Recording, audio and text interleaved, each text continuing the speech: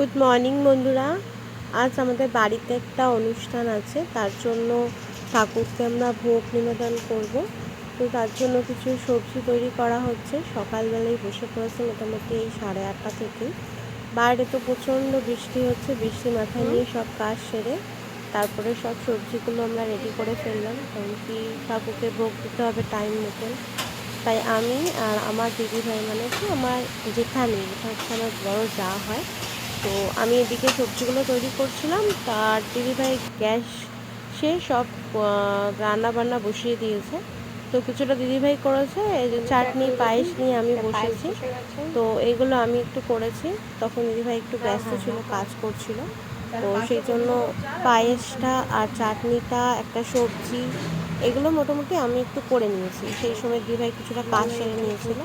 তারপরে এই দিদিভাই আবার এসছে, তো কিছু সবজি ছিল সেগুলো দিদিভাই রেডি করে দিচ্ছে ধুয়ে ধুয়ে। আর এই পাঁচমিশালি সবজিটা আমি বসিয়ে দিলাম। চাটনিটা হয়েই গেছিলো। পায়েসটা হতে একটু সময় লাগে, তোমরা সবাই জানো। তো পায়েসটা হচ্ছিল আর একদিকে সবজিও বসানো আছে। পাঁচমিশালি সবজিটা রেডি হচ্ছে। তো তার মধ্যে দিদিভাই বললো যে এটা তাহলে তুমি করে তো উঠে যাও, তারপরে আমি বাকিগুলো করব। তো তারপর আমাকে ঠাকুরও রেডি করতে হবে। তো সেই জন্য আমি ঠাকুর রেডি করার জন্য সব জিনিসপত্র গোছাচ্ছিলাম, কারণ কি ঠাকুরগুলোকে সাজাতে হবে, স্নান করাতে হবে, তো অনেকটা সময় লেগে যাবে তাই। তো এখানে আমার এই পাঁচমিশালি সবজিটা হয়ে গেছে, এদিকে ভাতটা হচ্ছে, এই পায়েসটা হচ্ছে। তো একটু ভুল হয়ে গেল বন্ধুরা, কিছু মনে করো না। তারপরে এই যে ভাতটাও আর কি দিদিভাই করে নিয়েছে। এরপর দিদিভাই বসে রান্না করতে। এখন এই যত সবজি আছে, তো ফুলকপির তরকারি হবে, পটল আলুর একটা সবজি হবে, পনির হবে, তো সেইগুলোরই সব দিদিভাই রেডি করে নিচ্ছে। সবজি ভাজা ভুজিগুলো সব রেডি করছে। একদিকে দিদিভাই রাইসও বসিয়ে দিয়েছে। এই যে আমি ঠাকুরের স্নান করাতে চলে এসেছি, ঠাকুরকে পুজো করিয়ে গোপালকে স্নান করাচ্ছি। তারপরে আমি আমার শিব ঠাকুরকেও স্নান করাবো। তো গোপালকে স্নান টান করিয়ে নতুন জামা কাপড় পরিয়ে মোটামুটি রেডি করছি। মেন সিংহাসন সাজাবো, বাকি আদার্স অনেক কাজ আছে। তো ঠাকুরকে আমি এই মধ্যে স্নানটা করিয়ে নিচ্ছি। স্নানটা করিয়ে নিয়ে তারপর আমি আমার শিব ঠাকুরকেও স্নান করালাম। এবার আমার গোপুসোনাকে মুছিয়ে পরিষ্কার করে তো জামা কাপড়ও পরিয়ে দিলাম। এবার শিব ঠাকুরকেও ঘি মধু দিয়ে করে স্নান করিয়ে দিলাম। স্নান করানোর পর সব ঠাকুরকে আমি রেডি করবো। তো এই ঠাকুর দেবতা স্নান করাতে, মুছে পরিষ্কার করাতে অনেকটা সময় লেগে যায়। তো এবার আমার গোপুসোনা মোটামুটি রেডি হয়ে গেছে। তো একটা জায়গায় গোপুসোনাকে বসিয়ে দিয়েছি, সুন্দর করে সাজিয়ে মালা ফুল দিয়ে ভালো করে সাজিয়েছি, মুকুট পরিয়েছি, নতুন জামাও পরিয়েছি। কারণ হচ্ছে আজকে আমার গুরুর জন্মদিন। জন্মদিনটা অনেক আগেই ছিল, তো সেই সময় ওর তো হসপিটালে ভর্তি ছিল, তখন করা হয়নি। তো তার জন্য আজকে আমরা করলাম এটা। গোপালেরও সেখানে ঠাকুরকে একটু ভোগ নিবেদন করলাম। সব ভোগ মোটামুটি আমাদের রেডি হয়ে গেছে। ভোগ নিবেদন করবো, আমার গুলু আজকে রেডি করে এবার আমরা একটুখানি রেডি হয়ে তারপরে ঠাকুর বলে বসবে। এবারে আমরা নিজেরাই করেছি, কোনো ঠাকুমশাই বা কাউকে দিয়ে সেটা করাই, আমরা নিজেরাই ঠাকুরকে ভোগ নিবেদন করলাম। আর আমার গুলু চলো পরে আবার কিছু শেয়ার করব। তাড়াতাড়ি সুস্থ হয়ে ওঠে, এখনো ভোগকে মানে বাড়া হয়নি, এখন ভোগ বাড়া হবে, একটা ছোট করে কেক কাটা হবে।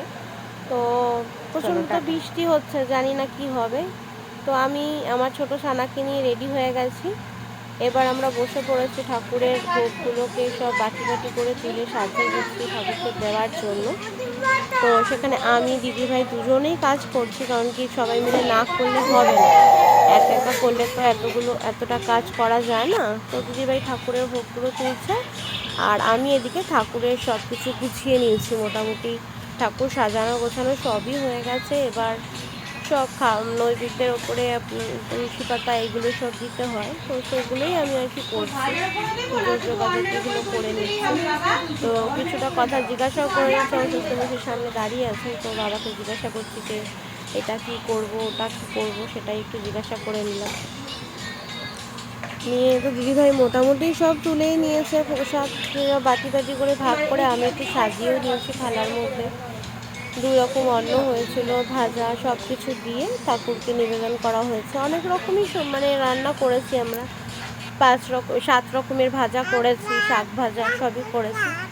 তো এখানে আমার দিদিভাই আর কি বসে করেছে ঠাকুরকে নিবেদন করতে। তারপরে আমি একটু পুজো করে নিলাম, ঠাকুরকে একটু আরতি করে নিলাম। তো আমার ছানাটাও একটুখানি দুষ্টু করে, মানে একটু ঘন্টা বাজাবো এটা বাজাবো, তাই ও আমার সাথে পুজো করছে। তো আমি ওদিকে পুজো দিচ্ছি, ও তার মধ্যে কখন ঠাকুরের আমাদের গোপাল ছোট গোপাল আগেই খেয়ে নিয়েছে। কিন্তু ও তো ছোট, ও ভগবান, তাই ওকে কেউ কিছু বলে না, যে ও যেটা করছে করুক, সেই জন্য আর ওকে কিছু বলা হচ্ছে না। ওর মতন রাইস তুলে খেয়ে নিচ্ছে। তো আমার মোটামুটি আরতি কমপ্লিট হয়ে এসছে। এবার ঠাকুরকে ভোগ নিবেদন করা দেবে দিদিভাই। আমি একটু পুজোটা সেরে নিচ্ছি।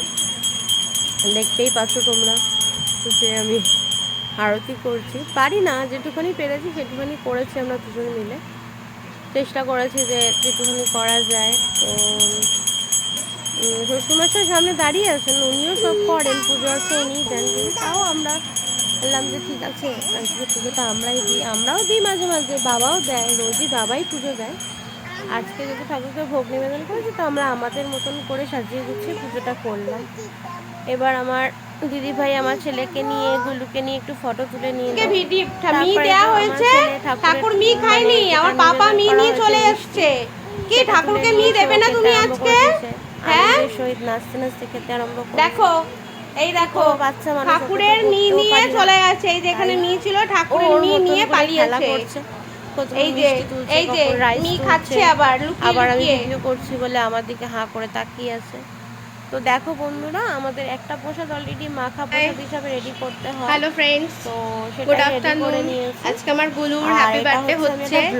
অ্যাকচুয়ালি ওর বার্থডে ছিল 16ই জুন, কিন্তু সেদিনকার তো হয়নি। সেদিন ও একটু আমরা সন্ধ্যাবেলা একটা কেক কাটিং ছিল, সেটা শেয়ার করা হয়নি, অনেকটা সময় চলে গেছিল। প্রায় 15 দিন পর বাড়িতে এসেছে। তারপরে ওর জন্মদিনটা আজকে আমরা করেছি। তো ঠাকুরকে তার জন্য আমরা একটু ভোগও দিয়েছি। তো তারই একটা ছোট্ট ভিডিও তোমাদের সাথে অনেক কাজ থাকে। আর এই যে এটা হচ্ছে আমার ছোট্ট ছানা, যে ঠাকুরের থালা থেকে প্রসাদ তুলে তুলে সব খেয়ে নিচ্ছে, যেটা আমরা ঠাকুরকে একটু ফ্রাইড রাইস দিয়েছি, ও ভাবছে ওটা চাউমিন। তো চাউমিন ভেবে ও খেয়ে যাচ্ছে। এটা হচ্ছে আমাদের গোপু সোনা, এই যে বসে আছে, এটা আমাদের গুরুদেব, আমাদের সিংহাসন। আমরা সব ঠাকুরকে একটু ভোগ দিয়েছি, এই করে আর কি পুষ্টি করে চলেছে। সব মোটামুটি আমাদের আজকের মতন এটাই। আবার সন্ধ্যাবেলা একটা ছোট্ট ব্লগ করব, যেটা হচ্ছে আমার গুলুর বার্থডে কেক কাটা হবে, তখন আবার তোমাদের সাথে শেয়ার করব। বাই, টাটা, সবাই ভালো থেকো। এই আফটারনুনটা কাটিয়ে নেব এইভাবেই, তারপরে দেখা যাক।